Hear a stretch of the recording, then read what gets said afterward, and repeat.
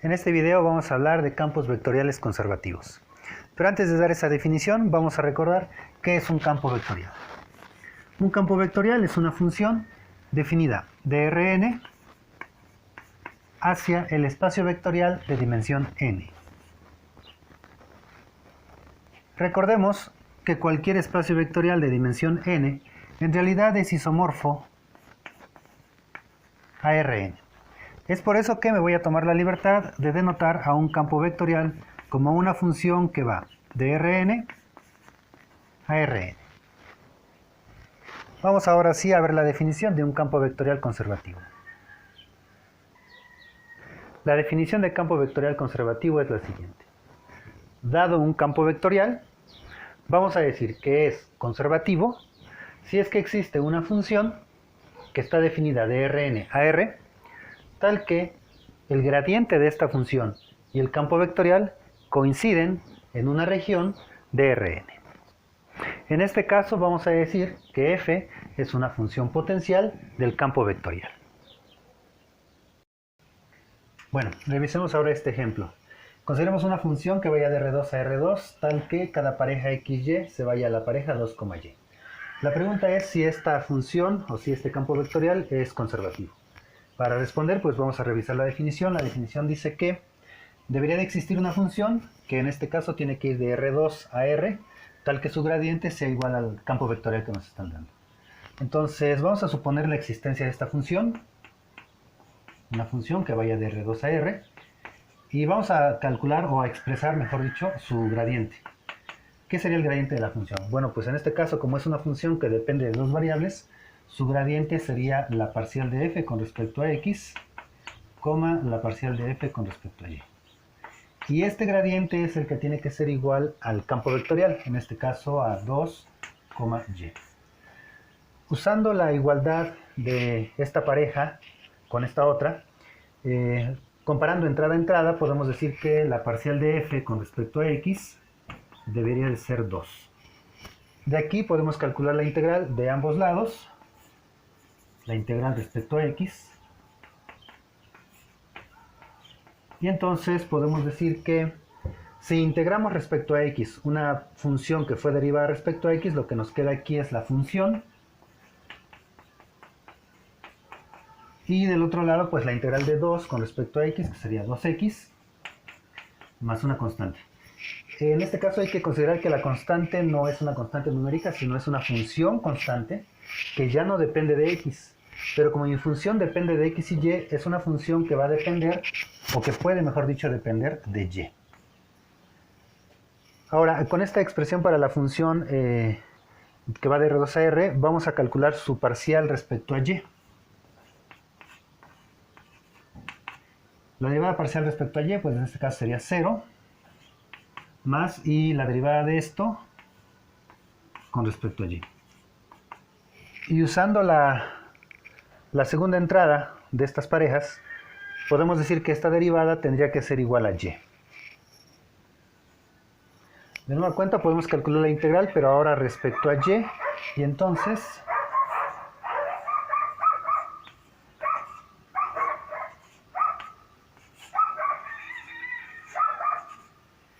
obtenemos lo siguiente.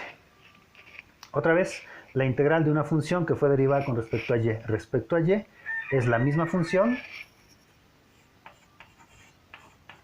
y de este lado pues la integral de y con respecto a y es y cuadrada sobre 2 más otra constante. Esta constante ahora sí es una constante numérica, ya no va a depender de x ni de y, ya eliminamos esas variables previamente, entonces ya es una constante numérica.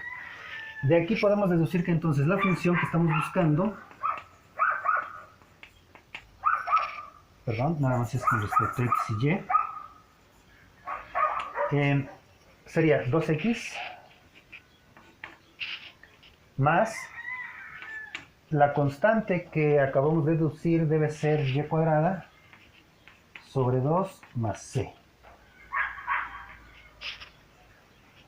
Entonces, hemos encontrado una función tal que sus parciales corresponden a las entradas del campo vectorial.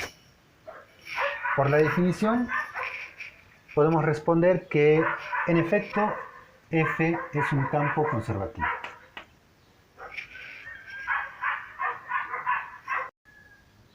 Bueno, ahora revisemos este ejemplo. Consideremos una función que vaya de R3 en R3, es decir, un campo vectorial, tal que cada terna xyz se va a la terna z cuadrada más 2xy, x cuadrada menos z y 2xz menos 1. Bien, entonces la pregunta es, ¿será que f es conservativo?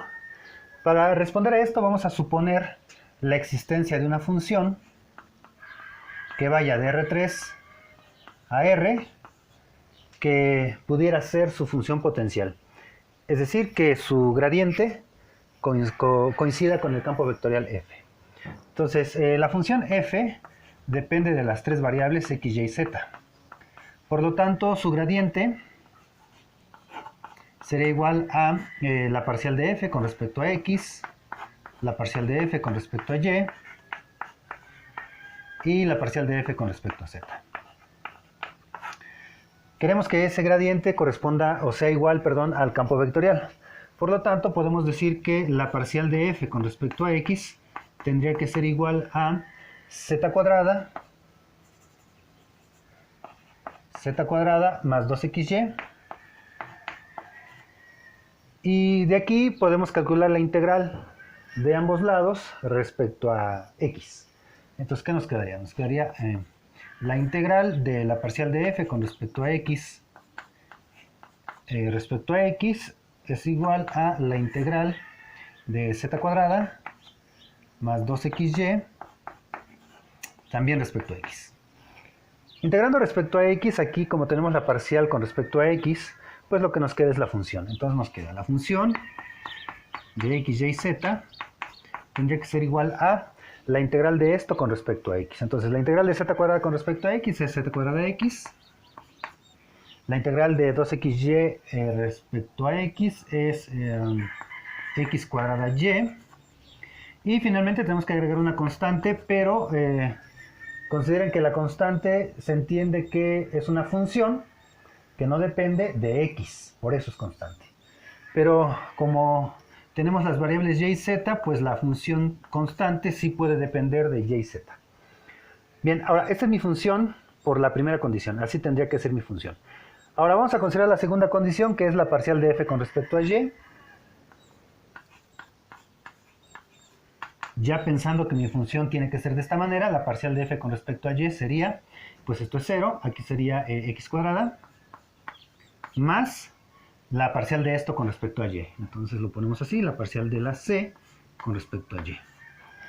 Esta segunda derivada tendría que ser igual a x cuadrada menos z.